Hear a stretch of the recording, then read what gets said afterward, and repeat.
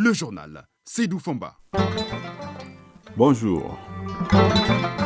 Renforcement du dispositif sanitaire en vue de mieux lutter contre les maladies. L'UNICEF apporte sa contribution. Le Fonds des Nations Unies pour l'enfance vient de faire don d'un important lot de matériel informatique au ministère de la Santé et du Développement social.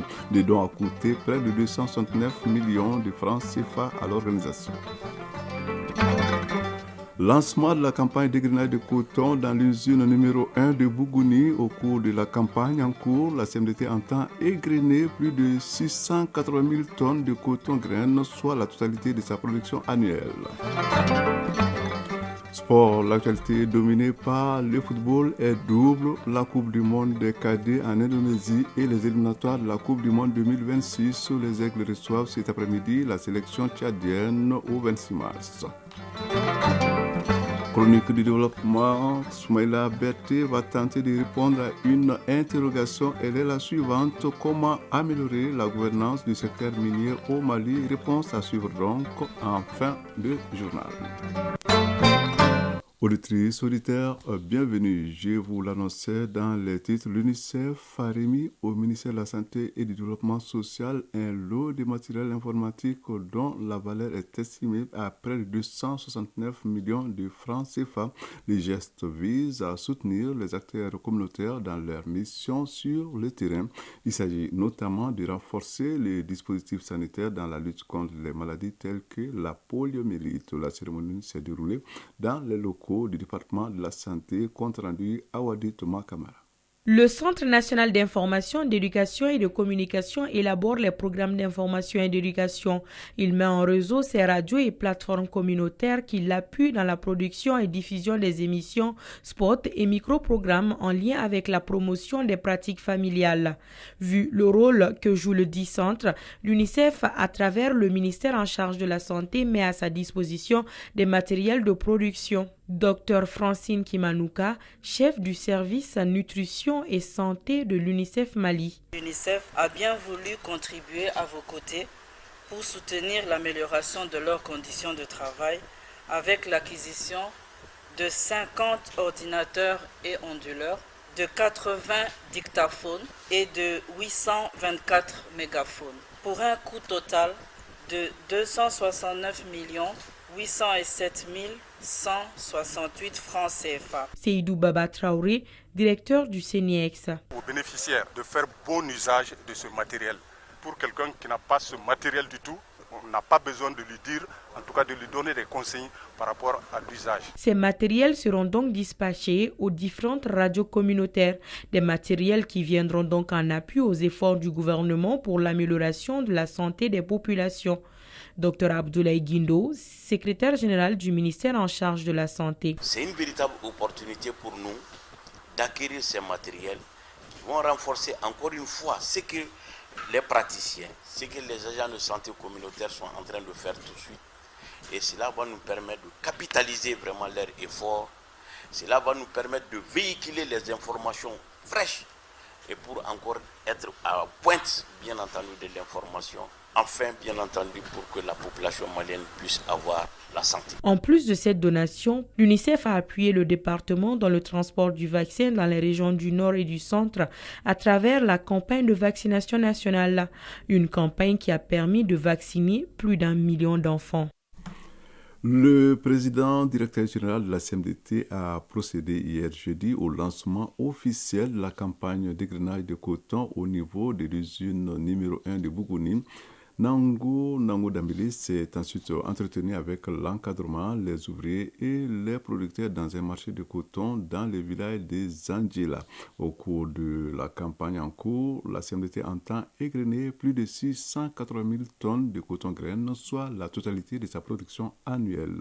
Déjà 50 000 tonnes sont égrenées. À Sigasso, nous avons joint notre envoyé spécial Dougoufana Traoré. À Bougouni et à Koumantou, relevant de la filiale sud de la CMDT, la campagne d'égrenage du coton bat son plein. Les ouvriers et autres cadres de la CMDT sont mobilisés et travaillent en équipe. Résultat, les cours des 3 usines visitées de Bougouni et de Koumantou sont déjà remplis de balles de coton, d'où la satisfaction du visiteur du jour après avoir évalué ces 3 unités industrielles. Dr Nangou Dambélé, PDG de la CMDT. Les premiers constats me donnent entière satisfaction et c'est l'occasion de remercier à la fois la direction de la production agricole qui a mis cette production à notre disposition. Ensuite, le directeur industriel et tout son staff. Comme vous le voyez, nous sommes à un excellent débit de grainage, pas de soucis majeurs. Tout est en règle pour le moment jusqu'ici. Je crois que la cadence actuelle nous permet d'espérer que nous allons égrainer ça dans les meilleurs délais. Aujourd'hui, nous avons fait les premières prévisions au mois de juin, après les plantations sur les emblavures. Avec les dégâts comme chaque année, on a perdu quelques superficies. Le comptage capsulaire qui se rapproche de la réalité nous donne à peu près 690 000 tonnes. La campagne de commercialisation du coton se déroule correctement à l'image du marché de Zantiela, un village situé à 5 km de Zanthiebougou, sur la route de Kolonjeba. Zana Diara, coordinateur CMDT de Bougouni. Zantiela, c'est un marché coton de la ZPA de Zanthiebougou 2, dans le secteur de Koumantou. C'est un marché au niveau duquel on compte peser 110 tonnes. La direction de la CMDT attribue la réussite de la campagne cotonnière 2023-2024 à l'engagement des autorités de la transition qui n'ont ménagé aucun effort pour accompagner les producteurs et l'encadrement de la CMDT. En route pour Sikasso, le PDG de la CMDT et sa délégation ont visité un champ de 5 hectares de petits milles à Tonfa et un autre champ de 10 hectares de sorgho dans le village de Chobougou au carrefour de Yamana. Dès son arrivée dans la capitale du Banemonouché, Dr Nangou Dambélé a rendu une visite de courtoisie aux autorités régionales de Bougouni au gouvernorat. Sikasso, Dougoufana Traoré et Abouakar Traoré pour l'ORTM. ORTM, il est 13h passé de 7 minutes. Actualité nationale, suite, le complexe minier de Loulo-Goungoto a tenu le jeudi 16 novembre, c'est-à-dire hier, la traditionnelle rencontre de restitution annuelle de ses activités. Il ressort de cette rencontre que le complexe minier a produit en 2022 environ 20 tonnes d'or et réalisé des activités socio-communautaires pour le développement du cercle de Kenyeba et l'ensemble des localités environnantes de la mine. La cérémonie d'ouverture de la rencontre était présidée par le gouverneur de Kaï. Détail avec Balaksa Sadibou Chérif Aïdala. Pour la 8e fois consécutive, le complexe minier de Loulo-Goungoto rend compte aux populations et aux autorités de Kaï ses activités pendant l'année écoulée. Au titre de l'année 2022, la mine d'or a mené ses activités à hauteur de souhait malgré le contexte difficile que traverse notre pays. Abbas Koulibaly, directeur général du complexe minier de Loulo-Goungoto. On a fait les 684 000 onces, soit environ 22 tonnes d'or qui ont été produits en 2022. Nous avons au niveau de Loulo-Goungoto entamé une politique de décarbonisation qui consiste à, dans un premier temps, on a fait une centrale solaire de 20 mégas. En 2022, l'entreprise, donc, nos actionnaires qui sont l'État du Mali et le groupe Barrick nous ont autorisé à doubler cette puissance-là. Donc on a commencé un projet de 40 mégas en 2022 qui devra se terminer au cours de cette année 2023. Donc nous sommes aujourd'hui très heureux d'annoncer qu'on va réduire notre émission carbone de plus de 78 000 tonnes. Le gouverneur a salué le respect des engagements du complexe minier Loulo-Goungoto vis-à-vis de l'État et de ses partenaires locaux. Colonel-major Moussa Soumaré, gouverneur de la région de Kaï. Nous pouvons noter que le complexe a construit des salles de classe pour les enfants de la localité, des centres de santé pour les villageois et installé des addictions d'eau pour en réduire les pénuries. Aujourd'hui, certains postes clés sont occupés par les cadres maliens qui ont bénéficié de la formation et de la part de la société et les conditions de vie des travailleurs sont satisfaisantes et s'améliorent de jour en jour. Étaient présents à cette conférence débat sur la restitution des activités du complexe Loulo-Goungoto, des chefs de services techniques ainsi que des représentants de la jeunesse et des leaders communautaires qui ont massivement participé à la conférence en vue de mieux s'imprégner du mode de fonctionnement du complexe. Kaï, Balkissa Sadibou Chérif Haïdara, Sidi Haïdara pour l'ORTM. Les mines, on en parle encore avec cette question. Comment améliorer la gouvernance du secteur minier au Mali? On n'est pas dans la chronique du développement comme annoncé dans le titre. Alors, sur la problématique, réfléchissent les acteurs étatiques à travers une séance de formation de 2 jours, un séminaire organisé par le projet de gouvernance du secteur minier PGSM, et qui vise à renforcer les structures d'État dans le but d'améliorer la contribution du secteur minier dans les recettes fiscales de l'État et stimuler la croissance. Reportage Mamadou Fani. La gouvernance du secteur minier est un facteur de diversification et d'intégration de la production minière dans l'économie nationale. Pour mieux améliorer cette gouvernance, le projet de gouvernance du secteur minier a pris plusieurs initiatives, d'où la tenue de ce séminaire de renforcement des capacités des structures de l'État. Hamara Touré, coordinateur du projet de gouvernance du secteur minier. Cette formation va se faire sur 2 jours. Elle portera sur des thématiques comme l'exploration minière, également sur les systèmes d'interprétation des données géologiques. Cette formation sera consacrée à la revue des technologies appliquées à l'exportation, au cadastre minier et son importance dans le système de gestion des données. Tahirou Kalam, représentant de la Banque mondiale. Conscient de l'importance du secteur minier pour le Mali, la Banque mondiale, à travers le projet de gouvernance du secteur minier, apporte une assistance institutionnelle pour doter les acteurs nationaux des connaissances indispensables à la consolidation des acquis du secteur minier. Et c'est dans ce cadre que s'inscrivent les présentes journées de formation des cadres intervenant à divers niveaux dans la chaîne de valeur du secteur minier. Le projet de la gouvernance du secteur minier a démarré en 2019. Il est financé par la Banque mondiale. Mali Actualité, 13h13. Actualité hors du Mali à présent. Au Libéria, l'opposant Joseph Boakai est légèrement en tête des premiers résultats partiels du second tour de la présidentielle avec 50,7% des voix. L'annonce a été faite hier par la commission électorale après le dépouillement des résultats des 1315 bureaux de vote sur 5890. Le scrutin s'est déroulé mardi dernier dans le calme avec plus de 2,4 millions d'électeurs appelés à choisir entre le président sortant Georges Weah et l'ancien vice-président Joseph Boakai. La commission électorale dispose de 15 jours à compter du scrutin pour publier les résultats. Élection toujours, mais cette fois-ci à Madagascar, où l'heure est au dépouillement également des bulletins de vote. 11,5 millions d'électeurs étaient attendus hier aux urnes, mais le scrutin de ce jeudi n'a attiré que 39% de votants, selon la commission électorale.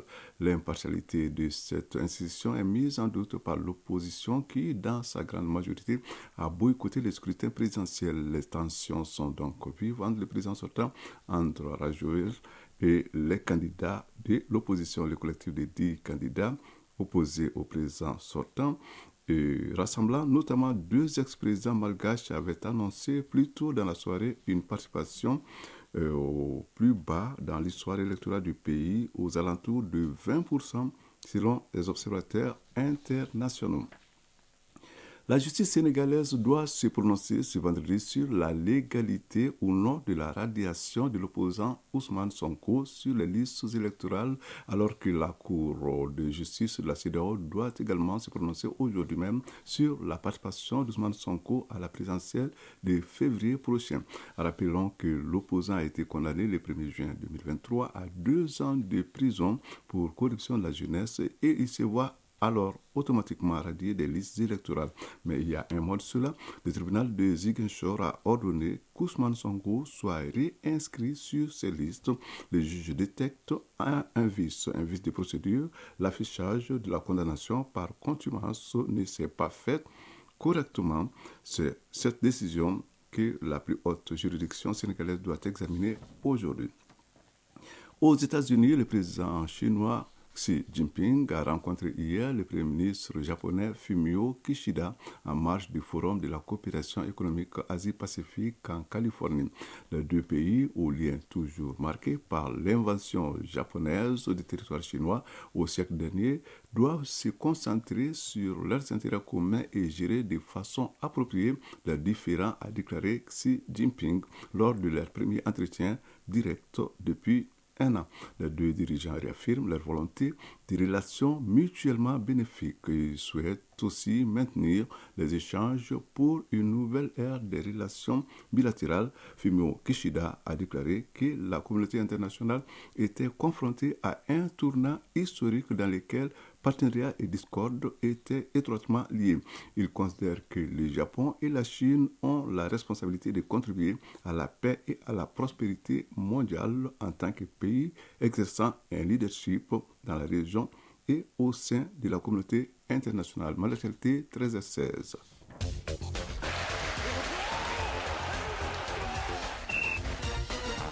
Alors, sport, l'actualité, c'est le football avec d'abord la Coupe du monde des cadets en Indonésie. Le Mali a obtenu hier son ticket pour les huitièmes de finale. Le Mali a ainsi réussi à réaliser 2 victoires et une défaite dans cette phase de poule.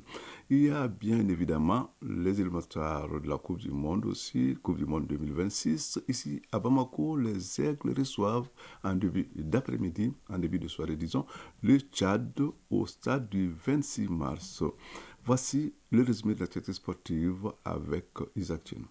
Éliminatoire Coupe du Monde 2026, le Mali entame la campagne cet après-midi avec la réception du Tchad. Dans la nuit des Aigles, l'ambiance est bon enfant. Les hommes d'Éric Ségouchel se disent confiants pour entamer ces éliminatoires. Serrat aussi a suivi le dernier entraînement. Voici son compte rendu. Le marathon de la Coupe du Monde 2026 débute ce vendredi pour les Aigles du Mali avec la réception des Sao du Tchad. Concentrés, les Aigles multiplient les séances d'entraînement et mettent les points sur les i. Tout est ficelé et coordonné par le technicien Éric Ségouchel et son staff. Ce Mali-Tchad est le 3e de l'histoire au stade du 26 mars. Boubacar Kiki-Kouyaté, défenseur des Aigles du Mali. Ça sera un match très, très difficile pour nous. Il ne faut pas négliger l'adversaire. Ils ont une bonne équipe. On avait déjà joué contre eux. Donc on va tout faire pour gagner ces matchs. On est tous motivés. C'est la famille. On est bien. Donc l'objectif, c'est de gagner ces matchs. Les Tchadiens ont toujours été battus à Bamako. La bonne ambiance dans le nid est source de motivation. Youssouf Niakate, attaquant des Aigles du Mali. C'est une grande fierté pour moi d'être ici. Je suis très heureux. C'est vrai que c'est quelque chose que j'attendais depuis un moment et aujourd'hui je suis là. Donc je vais profiter de tous ces moments-là et essayer d'apporter plus de bonheur au peuple malien. Les leçons du barrage manqué en 2022 ont été certainement tirées au clair. C'est donc une nouvelle aventure, un nouveau défi, une nouvelle chance qui se présente à cette génération. Coupe du monde des moins de 17 ans, le Mali a obtenu son ticket pour les huitièmes de finale après sa victoire face au Canada, battu 5-1. Nos envoyés spéciaux Kodji Sibi et Sidi Mouribou Dambélé nous résument la rencontre. Les Maliens n'ont pas laissé de place au moindre doute en début de rencontre. Ils dominent le Canada et marquent 2 buts en 25 minutes. Les Canadiens, dépassés par les événements, ont du mal à se créer des occasions de but. Sauf que les Maliens ne parviennent pas à garder la concentration et laissent leurs adversaires retrouver une certaine confiance. Ce qui leur a coûté 1 but pour ne mener que par 2-1 à la mi-temps. En deuxième période, c'est le début d'une longue traversée du désert des cadets maliens avec un jeu improductif. Heureusement qu'ils se remettent en selle dans les 20 dernières minutes, marquant à 3 reprises par Ibrahim Kanaté, Amidou Makalou et Ousmane Thiro. Score final 5-1. Le Mali jouera les 8e de finale contre le Venezuela ou le Mexique ici à Surabaya après 4 jours de repos, notamment mardi prochain. Amidou Makalou, milieu de terrain des Aiglonnais, homme du match. Ça fait toujours plaisir d'être homme du match d'une Coupe du Monde. Je remercie mes coéquipiers parce que c'est grâce à eux que j'ai été l'homme du match. En attendant, l'encadrement technique doit s'atteler à corriger quelques défauts constatés jusque-là malgré la victoire. Une défense souvent pas très rassurante et une attaque qui tarde à retrouver ses marques. À la Coupe du Monde des moins de 17 ans en Indonésie, Kodji Sibi, Sidi Mouribou Dambélé, ORTM. Chronique du développement. Les Maliens établis à l'extérieur du pays, c'est le thème, le sujet auquel nous nous intéressons dans la chronique développement de ce vendredi. Alors, vous l'avez compris, c'est bien loin des mines comme annoncé par erreur dans le titre. Alors, ériger l'ensemble des Maliens établis à l'extérieur en une région administrative du Mali, c'est la nouvelle trouvaille de leur organisation fêtière. Les hauts conseils des Maliens de l'extérieur souhaitent en tout cas obtenir un statut juridique afin de mieux contribuer au développement du pays. La chronique du développement aborde le sujet dans le deuxième numéro consacré aux Maliens établis à l'extérieur. C'est signé Soumaïla Berté, Marc Lamé. Dans le contexte de refondation, les Maliens établis à l'extérieur veulent apporter une valeur ajoutée aux efforts en cours. Conscients de leur poids dans le développement du pays, ils se disent déterminés à prendre toute leur place dans le processus. Pour ce faire, nos compatriotes de la diaspora demandent la mise en place d'un cadre juridique pour formaliser leur statut. Mahamadou Kamara est le secrétaire exécutif du Haut Conseil des Maliens de l'extérieur. Lors des états généraux de la migration qui viennent de se tenir, on a demandé qu'on considère les Maliens établis à l'extérieur désormais comme la 20e région du Mali. Cela va créer un cadre juridique approprié qui va permettre à l'État d'être présent et aux Maliens établis à l'extérieur d'être présents. En vertu même de la Constitution qui, dans l'organisation territoriale, prévoit le système de la déconcentration et de la décentralisation. Si on ne le fait pas, on ne s'en sortira pas. Le Maroc l'a fait. Les Marocains établis à l'extérieur sont la 13e wilaya du Maroc. Mais c'est formidable ce qu'ils font. Mais au Mali, ça ne bouge pas. C'est-à-dire que toutes les associations de migrants sont confinées dans des structures d'association et donc ça ne bouge pas. Et pour que ça bouge, il faut cette transformation. C'est pourquoi nous demandons aux autorités de la transition de transformer les Maliens établis à l'extérieur en 20e région du Mali. Comme toujours, les Maliens établis à l'extérieur n'ont jamais été loin lorsqu'il s'est agi de défendre les causes de leur pays. Des exemples existent. Le plus récent remonte à la crise de 2012. Allusion est faite à leur contribution à l'effort de guerre. Quand il s'agit de cotiser ou de faire des choses quand il y a un problème au Mali, mais personne ne fait mieux que les Maliens établis à l'extérieur. En 2012, pendant la crise, l'appel du président Habib Silla, les Maliens établis à l'extérieur ont mis sur la table 1,80 milliard. Pendant qu'on entendait à la radio, les gros opérateurs économiques du Mali, les commerçants, tout le monde, on a rarement vu quelqu'un qui a dépassé 10 millions ou 20 millions de francs CFA. Nous, on a mis 1,80 milliard. Plus de 700 millions pour l'armée et plus de 200 millions pour les populations déplacées du Nord. Malgré les difficultés du moment, au niveau du Haut Conseil des Maliens de l'extérieur, l'espoir est permis. Au plan politique, par exemple, des acquis notables ont été obtenus dans la nouvelle constitution. Les compatriotes de la diaspora peuvent être désormais députés ou sénateurs. Mahamadou Kamara. Le Mali a un avenir. Il s'agissait de créer les conditions pour que ça se passe. C'est pourquoi nous, en tant que Maliens établis à l'extérieur, nous continuons à parler aux uns et aux autres en disant « rien n'est perdu ». Tout est possible. Et c'est en cela que nous comptons beaucoup sur les autorités de la transition, notamment sur le colonel Assimi Goïta. Ce qu'il est en train de faire est formidable. Et nous l'encourageons, nous le soutenons dans ça. Et nous disons que depuis que la transition est là, dans la nouvelle constitution du Mali, nous on s'est battu depuis 30 ans pour avoir des députés, on ne les avait pas. Alors donc, désormais, on a et des députés et des sénateurs en plus du Conseil économique, environnemental, social et culturel. Et donc, les changements qu'on est en train de faire vont permettre justement d'assainir l'environnement. En définitive, ce combat des Maliens établis à l'extérieur a pour finalité de sécuriser et de rentabiliser leurs investissements pour davantage contribuer au mieux au développement de leur pays. Prochain rendez-vous avec Soumaïla Berté vendredi prochain, évidemment, pour un autre numéro. Nous sommes au terme de ce journal, mais avant de nous quitter, je vous informe qu'en raison de la retransmission en direct sur la radio nationale du match Mali-Tchad comptant pour les éliminatoires de la Coupe du Monde 2026, le journal de 19h30 vous sera proposé juste après cette rencontre prévue à 19h au stade du 26 mars. Sachez également qu'il n'y aura pas d'édition de 22h30. La direction de la Radio nationale s'est comptée sur votre bonne compréhension. Ainsi s'achève ce journal qui vous a été présenté par Seydou Fomba, mise en onde Alimata Ouattara, mise en ligne Sekou Traoré, réalisation Dossé Baba Djara, le tout coordonné par Brahma Traoré, l'infatigable. Merci de nous avoir suivis. Prochain rendez-vous avec l'actualité, donc, c'est juste après le match Mali-Tchad. Au revoir.